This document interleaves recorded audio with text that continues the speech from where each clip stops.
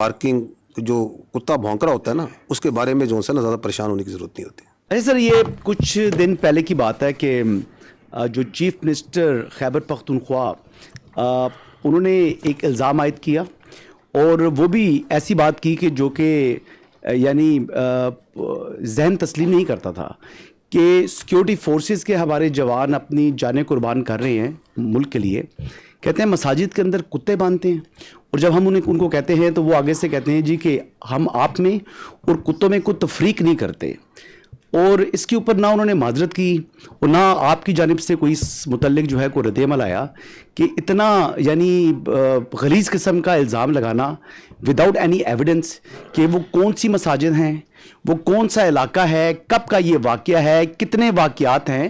उन्होंने मसाजिद का जिक्र किया और उन्होंने कहा कि कुत्ते बांधते हैं। तो ये कोई उनसे सवाल पूछने वाला नहीं है, और वो यहाँ पर आकर इश्क़ इमरान में अडयाला के बाहर धरने भी देते हैं और इस किस्म के इल्ज़ामात भी आयद करते हैं और पंजाब के अंदर घूम रहे हैं, और मोस्टली उनका वक्त भी यहीं पर गुजर रहा है। अपने सूबे के अंदर तो वो जो है वक्त भी नहीं दे रहे।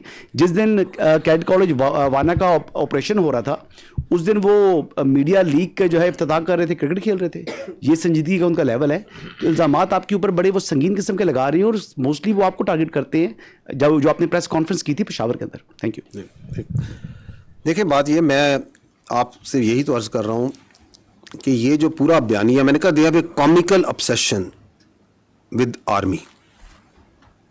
सुबह उठते हैं शाम तक वो जो अंदर बैठा हुआ है ज़हनी मरीज से लेके बाकी जितने हैं, वो फौज के बारे में बात करते हैं। They will not talk about the real issues because that is their whole politics. और उनको इस चीज में कोई परेशानी नहीं है कि सच बोल रहे हैं झूठ बोल रहे हैं। That's not important to them. आपके सामने मैंने कितनी मिसालें दे दी। उन्होंने, उनके कागजों में तो वाइस चीफ आर्मी स्टाफ लग चुका था, अभी पूछे ना क्यों नहीं लगा। उनके ख्याल में तो एक एनएसए भी लग चुका था, उनके ख्याल में तो सीडीएफ की अपॉइंटमेंट लेटर भी नहीं होना था। वो तो बड़े वसूख से बताते थे ना। तो उनको तो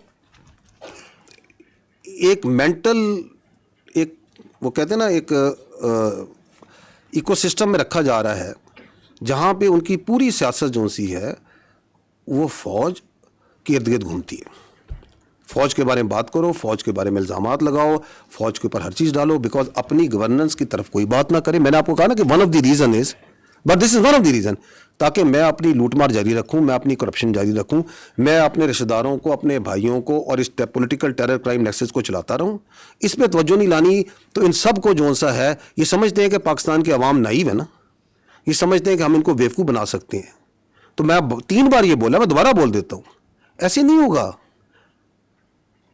क्योंकि पाकिस्तान के अवाम बहुत बाशऊर है मेरे भाई। इन्होंने तो पाकिस्तान के अवाम को यही बताया था कि मुल्क डिफॉल्ट कर जाएगा, कर गया। ये अवाम की मेहनत से हुआ ना। इन्होंने तो ये भी बताया था कि ये फौज जो सी है ये लड़ नहीं सकती, ये तो सिर्फ सियासत करती है। तो फौज लड़ी या नहीं लड़ी? लड़के दिखाया, पूरी दुनिया में उसकी आवाज गई या नहीं गई? तो बाकी ये जो कहते हैं, इनके लिए मैं यही कहूँगा कि बार्किंग, जो कुत्ता भौंक रहा होता है ना, उसके बारे में जो है ना ज़्यादा परेशान होने की ज़रूरत नहीं होती।